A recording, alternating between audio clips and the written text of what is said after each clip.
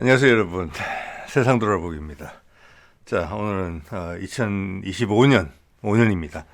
1월 2일입니다. 네. 어제 올랐으면 좋았을 텐데, 예. 어쨌거나 새로운 해에 처음 맞이하는 영상이라 좀 전체적인 전망을 좀 해보는 내용으로 담았어요. 네. 좀 제 채널에 아직 익숙하지 않으신 분들은 좀 모호하실 수도 있다고 생각이 듭니다만은, 제가 떠오르는 생각을 나름대로 그냥 정리해 본 것입니다. 여러분은, 저를 포함해서 우리는 모르겠습니다. 단군 이래로 가장 드라마틱한 삶을 사는 그런 세대가 된 것 같아요. 예, 그래서 고통을 좀 겪을 수도 있고 해야 할 일도 많고 또 그 성과물까지도 볼 수 있는 되게 선택받은 세대다. 네. 그런 말씀 드리고 싶고요. 오늘도 보면 지금도 뭐 이 순간에도 한남동에서 윤석열 체포 영장이 집행되느냐 뭐 이런 이야기가 생방송으로 나오고 있는데, 그것이 길어질 수도 있고 짤막하게 끝날 수도 있고 좀 그렇다고는 생각이 들거든요. 어쨌거나 지금 세계적인 흐름과 맞물려서 특히 우크라이나 전쟁, 트럼프의 취임이 지금 이제는 한 2주일 한 18일 정도 남았잖아요. 우리 시간으로. 1월 20일이니까. 그게 큰 분기점이 될 것입니다. 거기에 맞춰서 많은 것들이 진행되게 돼 있거든요. 그 중에서 세계에서 제일 어긋난 쪽이 두 개 있어요. 하나는 이스라엘의 네타냐후, 나머지 하나는 대한민국의 윤석열입니다. 자, 그게 큰 얼개에서 마지막 불꽃, 이때까지 잔존 세력들, 이때는 고통이 크면 클수록 그걸 이겨낼 수만 있으면은 그 기회가 분명히 우리한테 도래한다고 봅니다. 지금 전 세계가 희망이 별로 없거든요. 러시아와 미국이 접근하는 것은 상당히 기계적인 접근이에요. 중국이 접근하는 것도 그렇고, 희망의 메시지를 주지는 못해요. 새로운 생각의 틀을 주지는 못해요. 그 국민들이 그게 준비가 안 돼 있어요. 그렇지만 전 세계 사람들이 다 배고픈 거예요. 이건 아닌데 그럼 뭘 믿어야 되지? 교회의 힘? 이슬람의 힘? 불교의 힘? 아니죠. 그들은 이 역사적 국면이 전개되는 것을 저항하는 세력에 포함되어 있어요. 되려 여기서 제일 빨빨한 사람은 한국 사람들이에요. 지금 이스라엘 사람들이 네타냐후에 저항해서 큰 흐름을 바꾸고 있습니까? 아니잖아요. 끌려다니고 있잖아요. 네타냐후에. 그거는 결국 주변의 영향에 의해서 결정될 거예요. 이스라엘 민족이 결정하는 게 아니라 그것을 받아들여야만 될 거예요. 그들의 패배를 어떤 식으로든지 간에. 근데 우리는 만들고 있어요. 세계의 여건이 그걸 허락하고 있어요. 자, 이게 우리가 운이 좋다는 것이고, 이런 흐름을 많은 분들이 이해하실 수는 없어요. 그렇지만 숫자를 한 사람이라도 더 늘려놓는다는 게 중요한 것이고, 그것은 우리의 문화적 DNA로 내장돼 있었던 겁니다. 이제 여러분들이 동의하실 거예요. 우리의 역사는 지배자 역사가 아니에요. 뭐 서방의 굳이 역사학자의 말을 빌리지 않더라도 우리가 느끼잖아요. 제가 가끔 동학 말씀드리는 것처럼.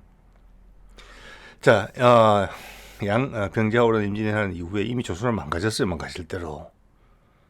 그러다가 결국 거기에 끝에 찬란하게 박살이 난 게 나라를 잃어버린 일제시대 36년이 된 거죠. 36년 만의 이야기가 아니에요, 그게.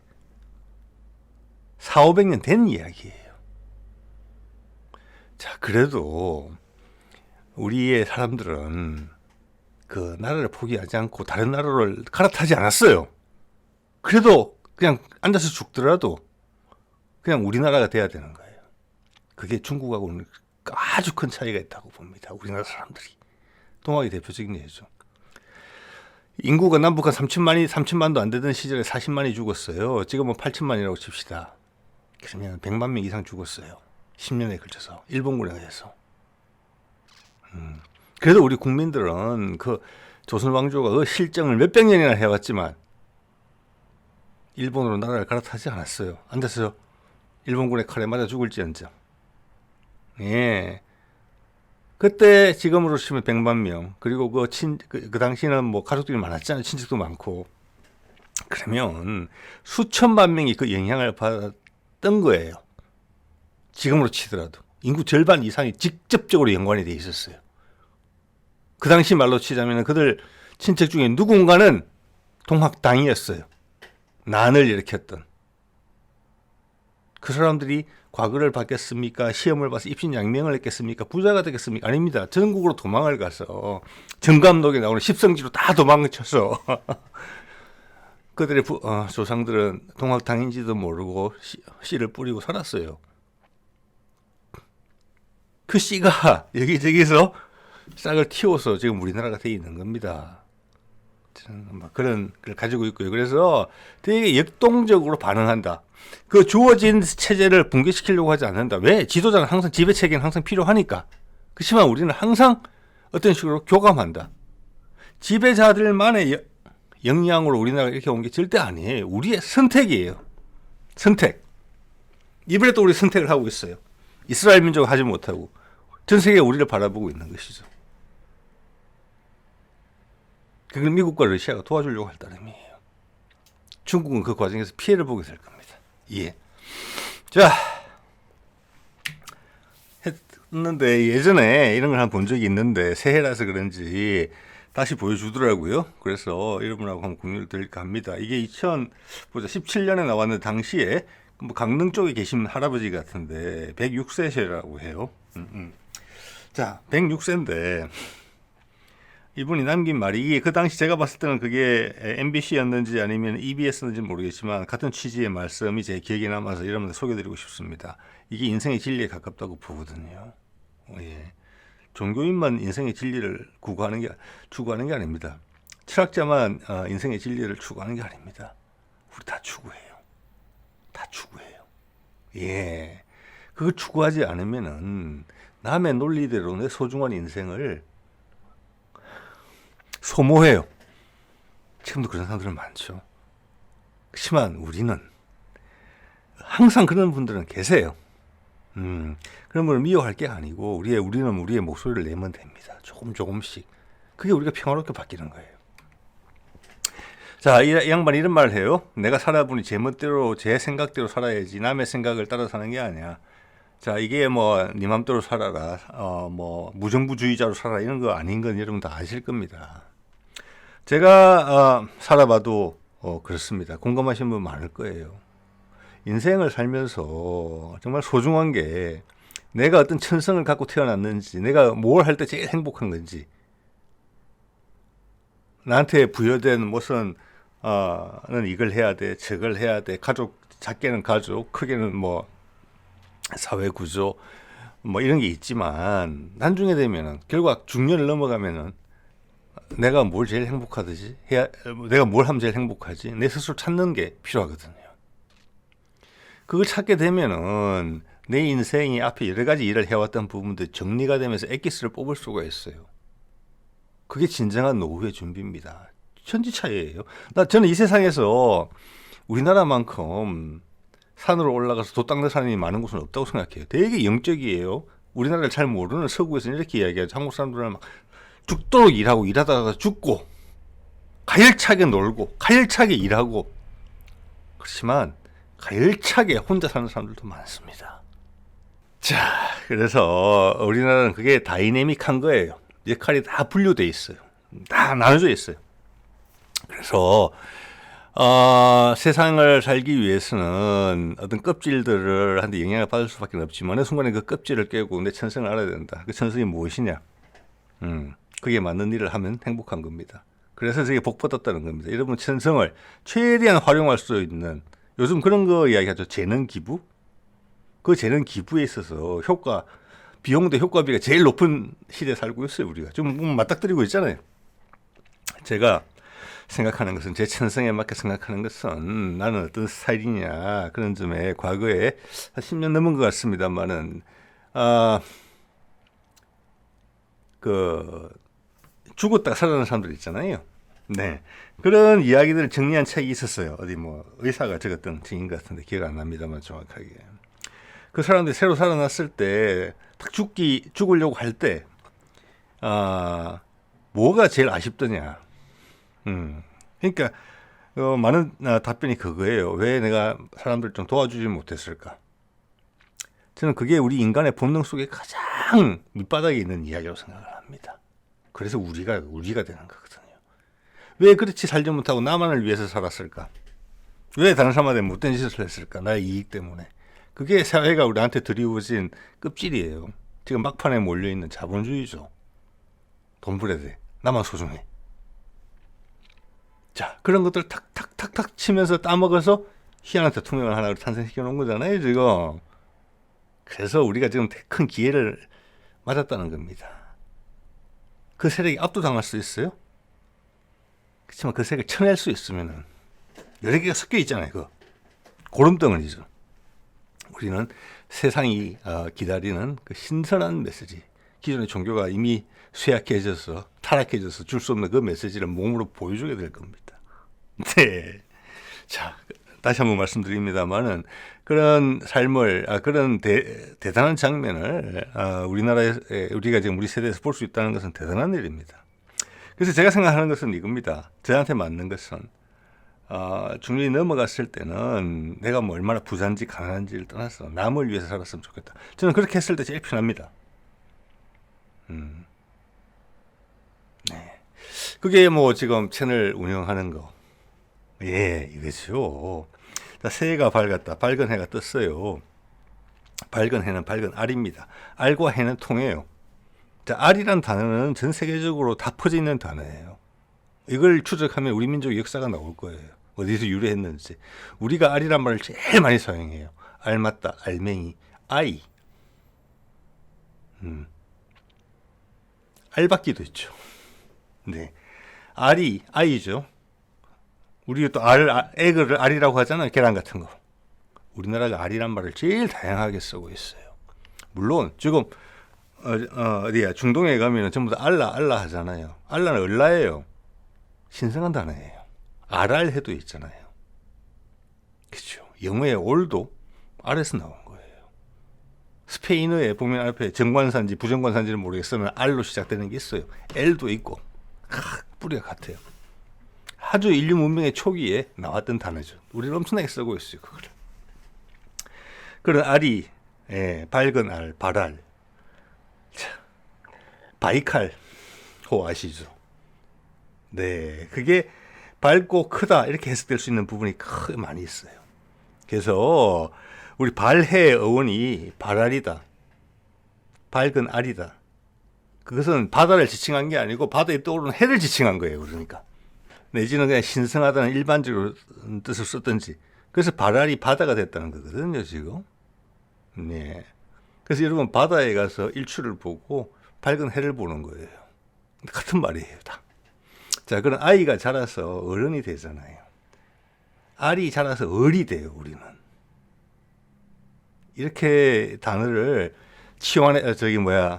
점차적으로 의미를 파생시켜서 확대시켜서 체계를 만들어서 쓰는 건 우리나라밖에 없다고 봅니다. 제가 뭐 다른 나라 말 잘 알지 못하지만. 아이가 자라서 그때 순수한 양기예요. 생명이에요. 그냥. 소중하죠, 당연히. 근데 어른이 되면 알이 얼로 바뀌어요. 민족의 얼 할 때 그 얼입니다. 추상화시켜요. 그게 돌을 닦는다는 것이고, 쟤는 일반적으로 내가 철이 든다는 것이고, 일부 사투리에서 이야기하는 시근이 든다는 거예요. 그래서 나이가 들면 자기 얼굴에 책임을 져야 된다는 표현이 있어요. 들어보신 분 많으실 때. 얼굴 다 나타나요. 그래서 나이가 드니까 그렇게 아주 좋더라고요. 상황 파악이 쉽게 돼요. 논리적으로 안 따져도 돼요. 직관적으로 알 수 있어요. 왜? 보면 다 드러나니까. 말하는 거, 얼굴 몇 마디 나눠보면 다 알죠. 그들의 눈빛이 어떻게 움직이는지를 보면. 왜? 수십 년간 고정된 거니까. 얼이 들어찬 건지 얼이 없는 건지. 그래서 관상을 본다고 할 때 얼이 새겨놓은 골짜기예요. 그게 얼골이에요. 옛날에 얼골이라고 그랬어요. 얼굴이 형성된 걸 보면 그 사람의 몸짓, 말쓰임새까지 섞어서 보면 여기서 빗방울이 떨어지면 요렇게 흘러가겠구나. 그렇게 흘러갔겠구나. 흘러왔구나. 바로 알 수 있다는 겁니다. 자, 약간 문화의 힘 이야기랑 비슷해지는 것 같은데. 그래서 베푸는 삶이라는 게 상당히 중요하다. 중년이 넘어가면 전 그런 생각을 하고요. 베풀다. 제가 가끔 이렇게 탁탁 떠오를 때가 있습니다. 베풀다가 어디서 왔을까? 여러분, 배를 풀다 아닐까요? 옷감을 푼다. 옛날에는 옷감이 포라고 그랬죠. 면포 같은 게 옛날에는 돈으로 쓰지 않습니까? 그걸 푸는 거예요. 풀어서 나눠준다는 뜻이 들어있겠죠. 자, 그런 생각들을 하고 살죠. 여러 가지 인간이 살아있는 동안에 여러 가지 욕심들이 다 섞여 있지만 베푸는 삶, 예, 그런 생각을 해봅니다. 자, 흐름에 대해서 이야기를 해보면은 제가 이거를 2021년 12월에 한 거예요. 예, 그때 한반도를 둘러싼 한국과 미국의 거대한 딜. 이게 이때 그때 이때가 바이든 때예요. 예. 북미 종전선언이 되려고 했었습니다. 그때 큰 구도가 이미 형성돼 있었어요. 중국과 미국이 향후 패권 구도에 큰 이제 어떤 양쪽에 긴장이 올라가고 있던 상황이고 거기서 우리는 선택을 강요받고 있었죠. 박근혜는 중국을 올라타려고 했기 때문에 사라진 것입니다. 지금 윤석열도 그런 기미가 있는데 윤석열 아예 중국 안방이에요. 거기서 러시아가 개입을 하면서 러시아는 캐스팅 보트가 된 거죠. 중국에 붙을 수도 있고 미국에 붙을 수도 있고. 예, 러시아는 미국과 손잡을 가능성이 있어요. 그게 트럼프잖아요. 그래서 우크라이나는 끝낸다는 게 그거예요. 그래서 북한하고 북러 상호방위조약을 맺으면서 북한에서 중국의 영향력을 배제시켰어요. 자, 문재인 때 그래서 남북한이 소통이 되면은 남북한이 미국의 편에 서주겠다. 일본은 못 믿겠다. 이렇게 된 거예요. 그래서 트럼프도 여러 번 입질을 한 것이고 바이든도 계속 입질을 했어요. 하지는 못했지만 그것은 기존에 우리나라에서 윤석열 뒤에 친일파 어쩌고 저쩌고 하는 세력들이 있는 것처럼 미국이 여태까지 유지해왔던 걔들의 방식대로 세상을 단도리 하고 싶은 그 세력들이 계속 버티면서 이상한 짓을 한 거죠. 가장 대표적인 것이 예, 우크라이나 전쟁이라도 되겠습니다. 이 딜이 다시 시작되는 거예요. 그러니까 2017년, 18년부터 했던 거예요, 지금. 예. 자, 북미 종전선언이, 북미 평화회담이 평화협정이 문제 돼야 된다고 이야기 그때 나온 것은 김대중 정부 때 처음 나왔어요. 한반도에 그만큼 미국이 영향력이 있는 거예요. 북한과 휴전 당사자가 미국이지 않습니까? 그런데 북한하고 미국하고 화해가 없이 남북한 간에 통일이 될 수 있냐? 없어요. 미국이 게임에 들어와 줘야 돼요. 자, 그게 본격화된 게 트럼프, 문재인. 그럼 문재인하고 김정은의 만남.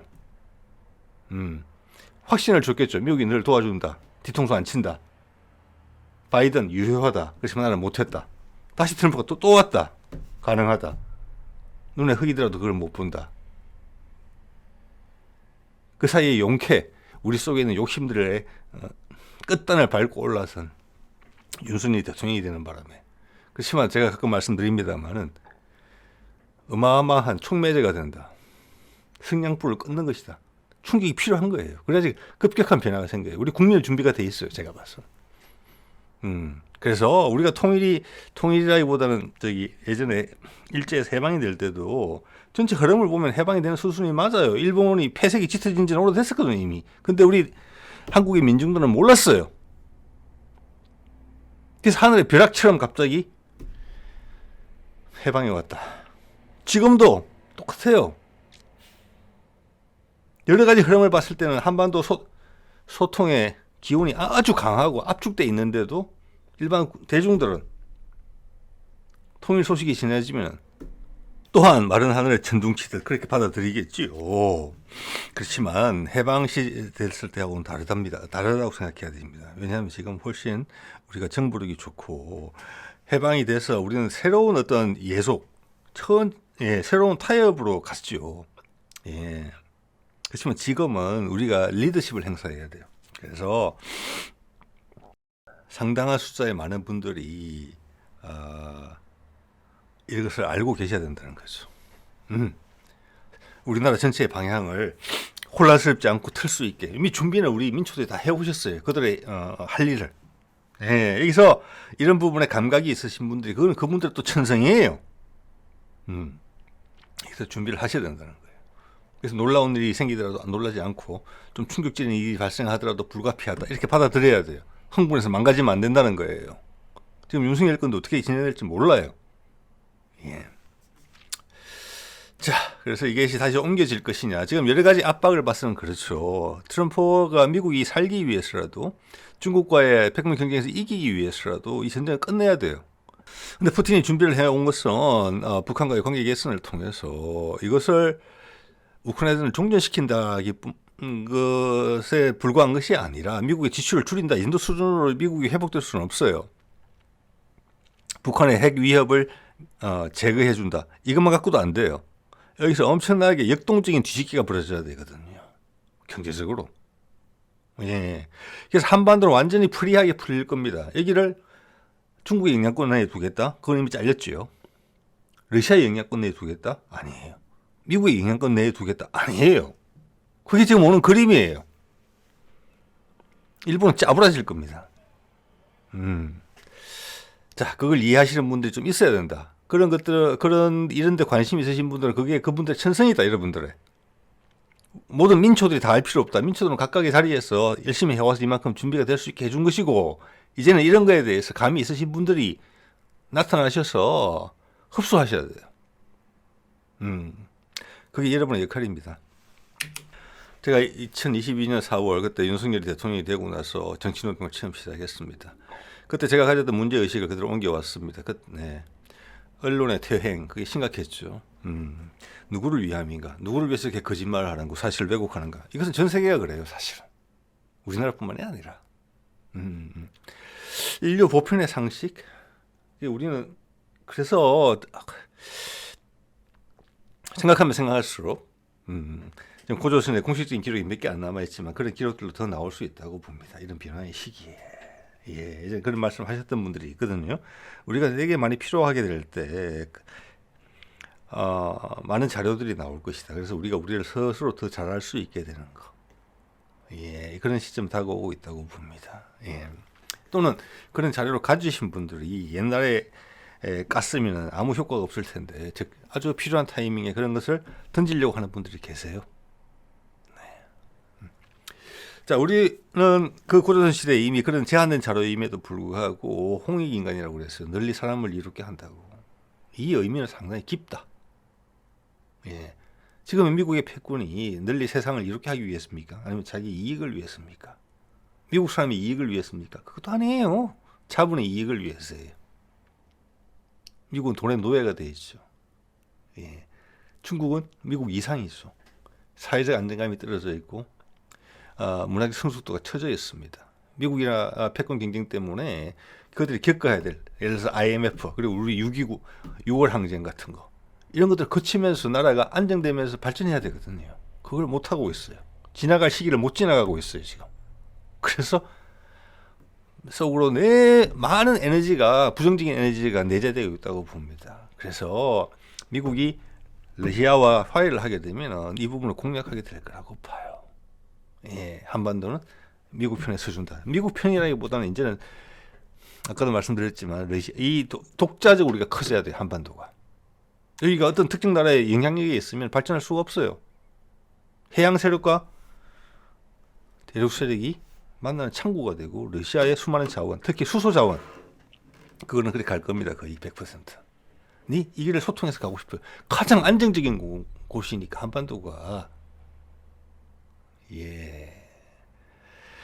그래서 윤석열 정부에서도 지금 삼척, 강릉 이쪽을 수소 클러스터, 수소 저장 클러스터 이걸 계속 추진했더라고요. 보니까 뒤에 조금 말씀드릴게요. 자, 이때 더 이상 우리는 세상 가끔 드리는 말씀입니다만 좌판이 우판이 이런 논리는 너무나 안타까운 논리예요. 지금 제가 봤을 때는 정광훈 목사 그게 지금 주도세력이 좀 당 이름 하나 걸고 그러면 거기는 개신교 극단주의자들이에요. 쉽게 말하면 어디나 있습니다. 그런 사람들은. 그렇죠. 굳이 분류를 하자면 그렇다는 거예요. 그 사람들이. 그럼 자기들을 보수라고 그래요? 자, 그러면 지금 탄핵을 원하는 7, 80%의 국민들은 전부 다 좌파입니까? 아니죠. 숫자가 작기 때문에 자기들 보수라고 이야기하는 겁니다. 왜? 보수와 진보의 구도를 끄면 어떻게든 50대 50에 맞춰지거든요. 나는 여기 속해 있는갑다라고 우리 마음속에 잣대를 갖다 대는 거예요. 우리한테 폭력을 행사하는 거예요. 너는 이 둘 중에 하나잖아라고. 그게 아니라는 거예요. 나는 우리라는 거예요. 둘 다 싫을 수도 있어요. 둘 다 포용할 수도 있어요. 그게 우리예요. 그래서 궁하면 보수를 이야기하는 거예요. 숫자를 늘리겠다는 거예요. 이건 협박이에요. 국민에 대한. 옳고 그름의 가치관을 뭉개버리는 도덕적인 협박이에요. 자, 당연히 국민이 주인인 나라라는 것이고, 이것이 우리나라의 근대사를 보더라도 조선 중기 이후에, 양대란 이후에 우리가 얼마나 주고받으면서 살았느냐. 왜 조선의 선조가 겨우겨우 임진왜란을 마치고 나서 유명 의병장들을 왜 다 전부 다 역모로 몰아 죽였느냐. 경쟁자가 있을까봐 그런 거잖아요. 민중들이 그래 쏠린다는 거예요. 역모를 할까봐. 그리고 이순신이 왜 희한하게 노량해전에서 죽은 걸로, 뭐 실제 죽을 수도 있고 거기서 아니면 다른 걸로 사라졌을 수도 있어요. 그렇지만 그도 알았어요. 내가 살아남으면 선조가 날 죽일 것이다. 그거예요. 자, 여러분 경복궁 가보시면은, 자, 경복궁은 몇백 년 동안 비어 있었어요, 사실은. 불타가지고 대원군 때 자존심 세운다고 다시 억지로 만들었잖아요, 무리해서. 거기 가보면 이렇게 적혀져 있어. 임진왜란 때 불탔다. 거짓말 아니거든요. 근데 사실은 뭡니까? 그 불 지른 게 일본군이 아니에요. 우리가 불 지른 거예요. 왕이 우리를 버리고 도망가니까. 그래서 노비 문서 태우고 감방 문 열고 이렇게 한 거잖아요. 그래도 우리는 왕을 버리지 않았어요. 그렇다고 일제시대 때 일본 사람이 되기를 원하지 않았어요. 자, 이게 국민이 주인인 나라 아닙니까? 네. 자, 그래서 그때 제가 정치 노트 시작을 하면서 두 가지로 구분을 했었어요. 좌파 우파가 아니라 국민이 지혜롭기를 바라는 정치, 국민을 믿는 정치고 국민이 아둔하기를 바라는 정치가 언론하고 상관이 있죠. 우리 국민은 엄청나게 지혜로워지려고 해요. 윤석열이 엄청나게 멋진 일을 해주고 있어요. 젊은 세대와 기성세대가 합일됐어요. 자, 윤석열 대통령 되기 전에 우리 이런 이야기 많이 들었었죠. 금수저, 흑수저, 젊은이들한테. 지금 그런 말 안 들으시잖아요. 그럼 2, 3년 만에 금수저, 흑수저가 사라졌나요? 아니에요. 그때 여건 달라진 거 없어요. 더 어려워졌으면 어려워졌지. 근데 그때 그런 말이 왜 횡행했는가? 젊은 친구들을 갈라치기 하기 위해서 그런 거예요. 사회적 불만을 극도화시킨 거예요. 선거에 유리하려고. 남녀를 갈랐어요? 젊은 세대와 늙은 세대를 갈랐어요? 그래서 대통령이 된 거예요. 거기에 언론은 엄청나게 기여를 했죠. 그게 국민을 지혜롭게 만드는 정치입니까? 언론입니까?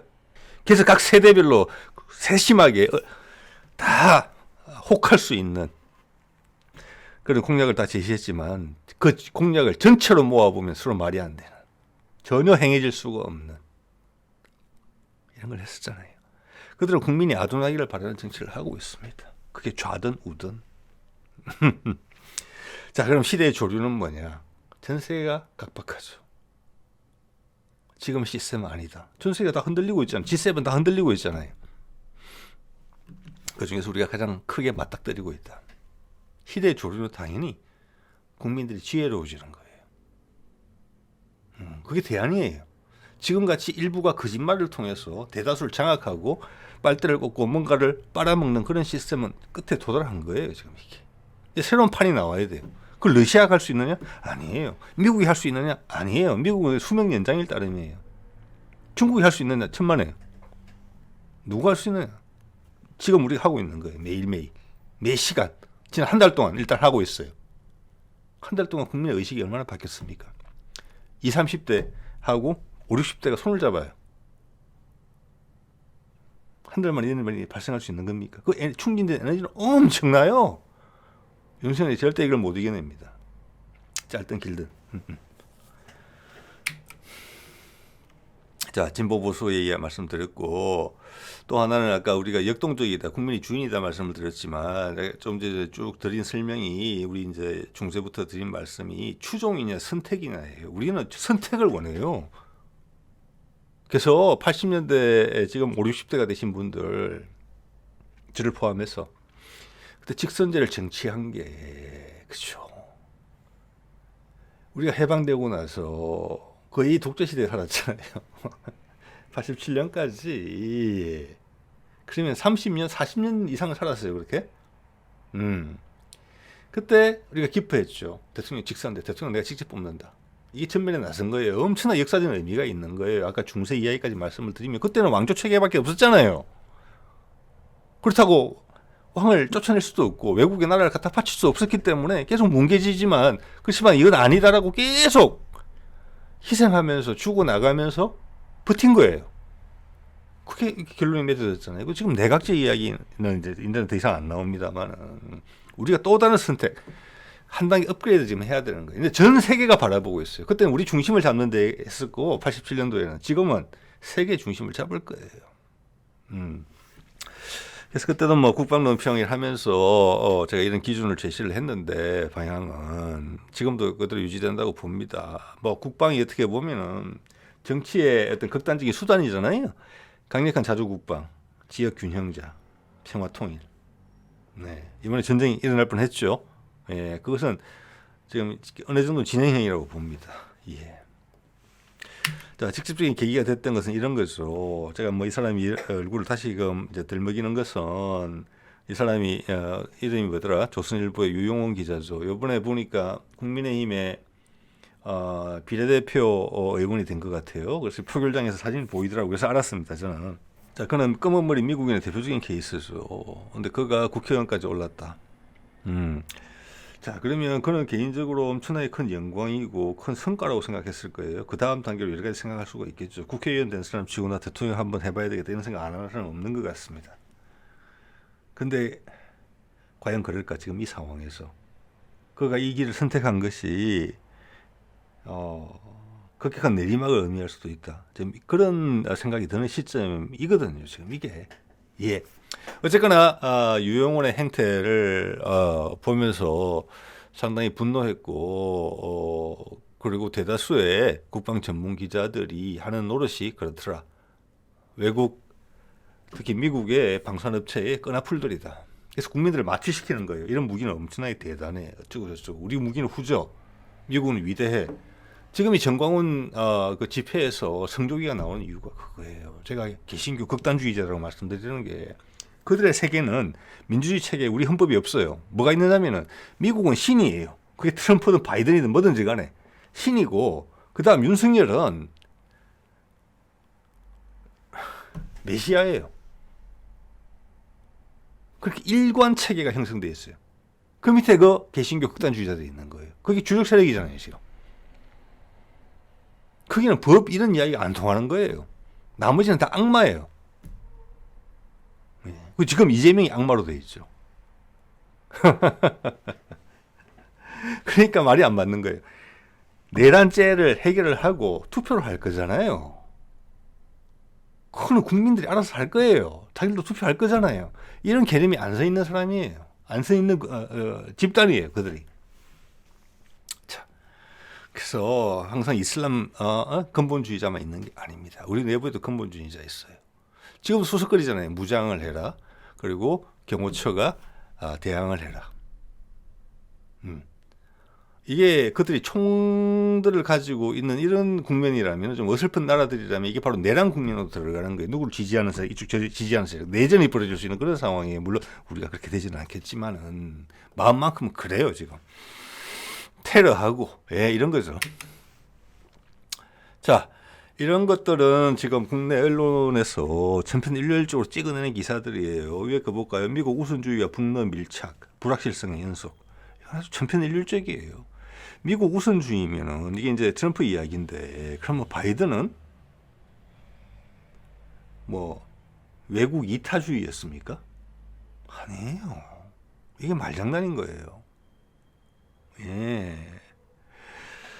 자, 그래서 어떻게 보면은 트럼프가 삥을 뜯겠다는 거지만 트럼프는 전쟁을 하겠다는 이야기는 하지 않아요. 전쟁을 끝내려고 하고 있죠. 자, 이런 것들이 말장난이라는 것이고 그 밑에 거 보면은 러시아의 올인한 도박, 중국 보복 역풍 위기다.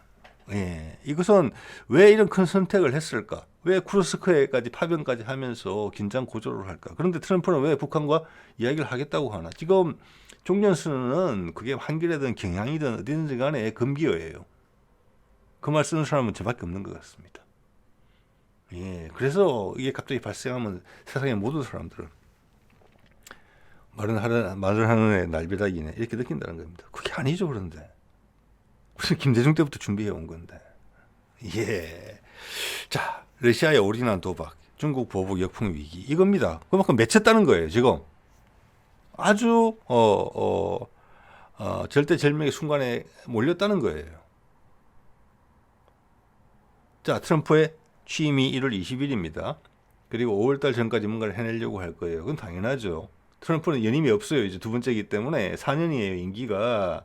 금년 봄까지 뭔가를 해야 돼요. 지금 그렇게 압박을 넣고 있는 거잖아요.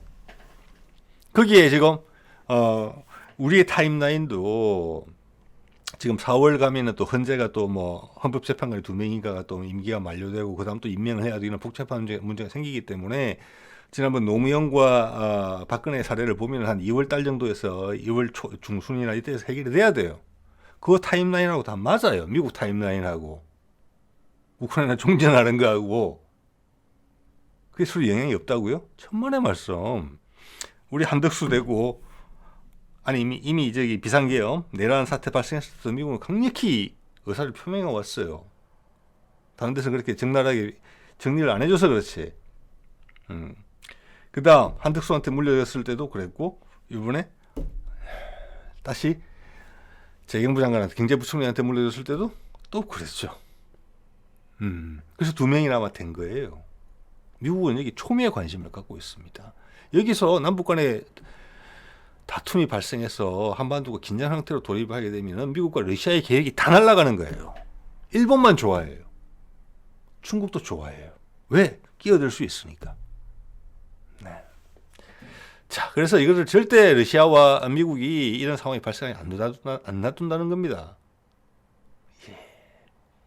푸틴과 트럼프는 빨리 제대로 체포영장이 신속하게 집행이 돼서 크게 직접적으로 관여할 수는 없지만 탄핵 국면으로 빨리 진행되기를 원하고 있는 것입니다.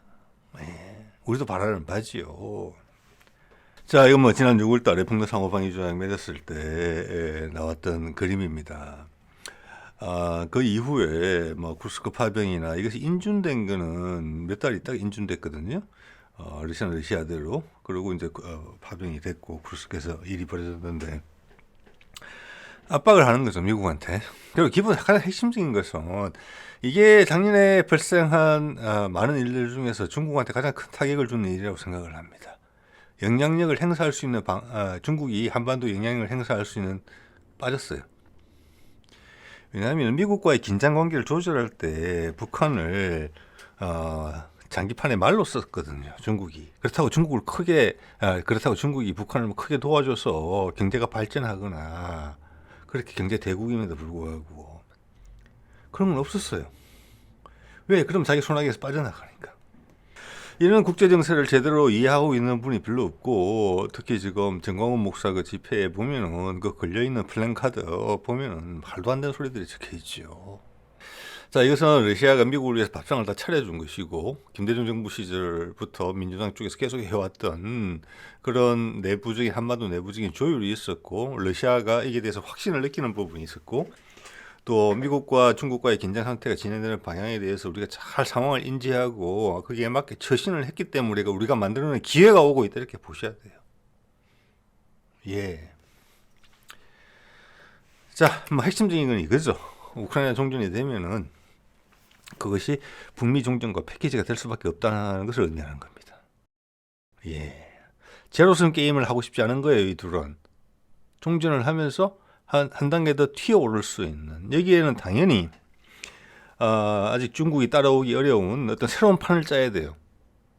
예, 예를 들어서 트럼프 때 일론 머스크의 그 전기차를 밀어서 전 세계 전기차가 시작이 됐잖아요. 아직 기술은 안정되지 않았지만 그걸 할 수 있는 게 미국의 힘이거든요. 이번에는 분명히 차세대 에너지 이야기를 분명히 걸고 넘어질 겁니다. 그래서 전체를 확 뒤섞어야 돼요. 그러면서 아마 가솔린이나 디젤 차는 전부 다 바뀌게 될 겁니다. 그러면 싹 지우고 전부 다 새로 세팅을 하는 거거든요. 그게 다 돈이고 새로운 에너지예요. 투자고. 그런 게 생길 수밖에 없고 그게 전략적으로 미국과 러시아가 훨씬 유리하게 그들의 유리함은 한반도의 소통에서 나오게 이렇게 돼 있는 거예요. 왜? 가격적인 면도 있고 기술적인 부분도 있고 그것을 사회에 가장 먼저 적용할 수 있는 신뢰받을 수 있는 국가가 그걸 해내야 되는 부분이 있는 거거든요. 그중 핵심은 수소라고 봅니다. 저는 현재 수소를 가장 싸게 생산하는 방법이 천연가스를 열을 가하면 거기서 수소가 나오거든요. 근데 그것을 기존의 방식으로 뭐 보일러를 뗀다 그러면 거기 화석 연료를 태워야 되니까 물론 종합적으로 포집을 한다 하더라도 그것은 100%가 클린 에너지라고 보기는 어려워요.